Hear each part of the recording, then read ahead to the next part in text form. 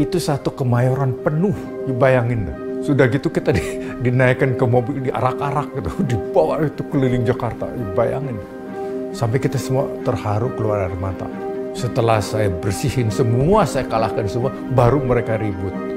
Memberi saya julukan yang disebut Giant Killer itu. Saya bilang, "Oke, Eddie, are you going to kill me or I'm going to kill you?" Selamanya kalau itu, gitu. Lihat nih, anak-anak katanya. Makanya tahu tempe, tapi bisa mengalahkan mereka-mereka yang mahalnya roti sama keju gitu.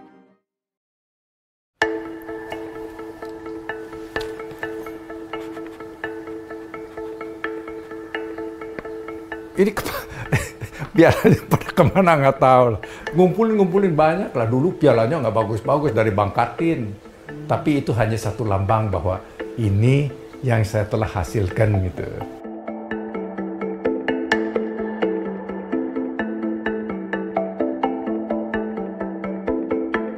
Itu kebetulan habis perang kan, perang kemerdekaan, mengungsi ke kanan kiri sampai kami kembali lagi ke Bandung. Di Bandung pun udah pindah-pindah dari sini ke sini ke sini. Ayah saya bisa mendapatkan satu rumah tua sekali yang tidak ada penghuninya, masuk ke situ di mana halamannya luas. Di Jalan New Strat namanya dulu, kalau sekarang namanya Jalan Kesatrian. Wah, ide orang tua saya jadi ngumpul sama teman-temannya, kenapa nggak bikin lapangan bulu tangkis? Saya sih nggak tertarik, jadi bikin persis di halaman rumah. Kalau saya mau main, tunggu sampai nanti malam pakai lampu petromak. Mainnya juga karena nggak punya raket, pakai kelom, namanya pakai bakyak kalau bahasa Sunda. Nah itu awal-awalnya. Nah setelah saya main pakai kelom, banyak yang melihat, loh kok ini anak katanya rada aneh lah. Dengan kelom saja bisa begitu, katanya, gimana? Nah, dari situ, dari rumah, kan di sana tuh ada klub-klub bulu tangkis, kayak sekarang di sini ada klub Jarum, di sana ada yang namanya klub Blue White. Mereka juga dengar, wah ada ini. Terus ada yang namanya Lee Cukong, dia bilang, kamu ikut saja ke klub saya, katanya, nggak bayar saya. Cuman jadi saya di Bandung salah satu yang terkuat. Boleh dikatakan yang paling kuat lah, karena itu dari Jawa Barat diambil kan. Nah terus PBSI ngambil juga dari daerah-daerah lain, seperti yang saya bilang, ini jasanya saudara Edi Yusuf. Edi Yusuf mendesak, kita harus ikut Thomas Cup. Ketika itu ketuanya, ketua PBSI itu adalah Pak Sudirman, masih ada di Amerika. Bagaimana sampai di-approve? Ya, gitu, boleh ikut. Ya, biayanya dari mana? Dulu kan kita miskin, miskin gak ada uangnya. Tapi akhirnya ada lah.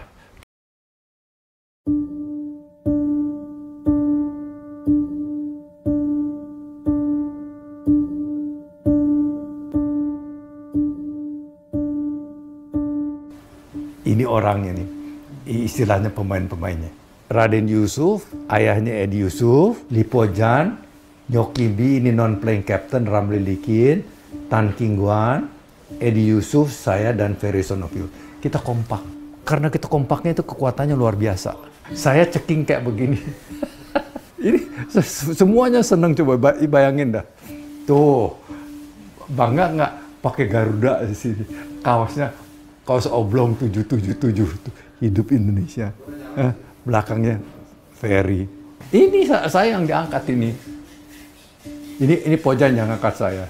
Itu satu Kemayoran penuh.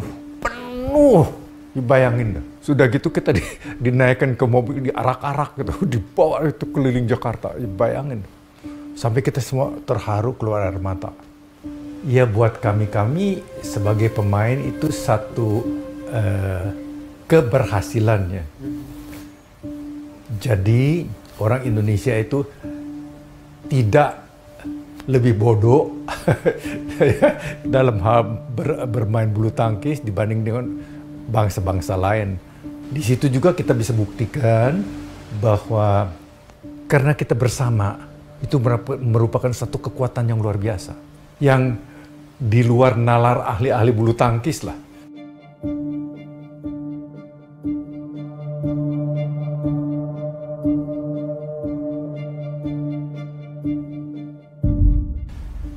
Indonesia bisa muncul sebagai itu.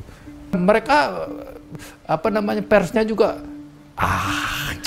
itu mah ya udahlah katanya, Malaya tetap akan menang lah, kan ada Eddie Chung ya, dia bilang Tan Yeho kan masih anak bawang, pasti akan dilahap lah.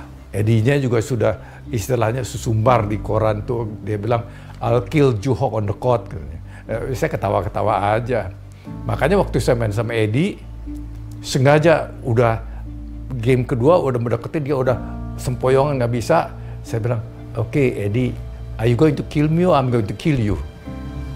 Sengaja di depannya juga saya nggak mau gebuk. Celot, ditaruh aja supaya lari lagi. Sampai dia sempoyongan, nggak bisa jalan dia. Wah, disorakin sama penonton dia. Saya pukul dia 2 game. Saya sih dianggapnya anak bawang kan. Setelah saya bersihin semua, saya kalahkan semua, baru mereka ribut. Memberi saya julukan yang disebut Giant Killer itu. Begini saya bilang, ini ke diri saya sendiri dulu.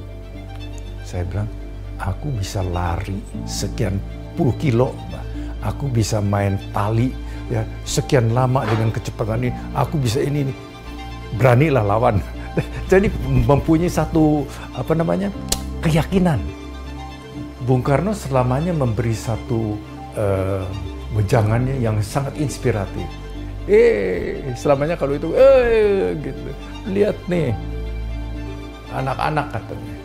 Makanya tahu tempe, tapi bisa mengalahkan mereka-mereka yang makannya roti sama keju gitu. Wah, tepuk semuanya. Saya masih ingat benar. Beliau itu memberikan dorongan lah. Nggak ada dulu ngiming-ngiming. Aku kasih bonus nih. Nggak ada. Tapi memberikan satu semangat yang menyentuh sampai di dalam hati, itu yang luar biasa. Jadi istilahnya anak umur 20 bagaimana sih, orang kampung ya, bisa tersentuh istilahnya, saya main sampai mati di lapangan juga saya mau. Jadi rasa kecintaan terhadap negara itu begitu tebal. Saya hanya orang miskin, tapi saya merasakan satu sense of nationalism-nya itu luar biasa.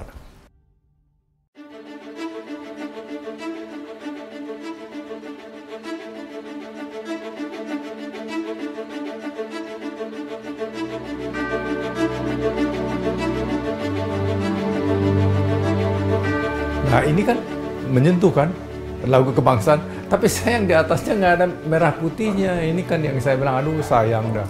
Nah itu kan sangat membanggakan. Istilahnya kalau istilah pecinta bulu tangkis, Thomas Cup kembali katanya ke pangkuan Ibu Pertiwi. Walaupun sudah hilang 19 tahun, hampir 2 dekade, sekarang balik lagi. Nah itu saya merasa bangga, aduh saya bilang, ya saya udah tua, ya ada penerusnya.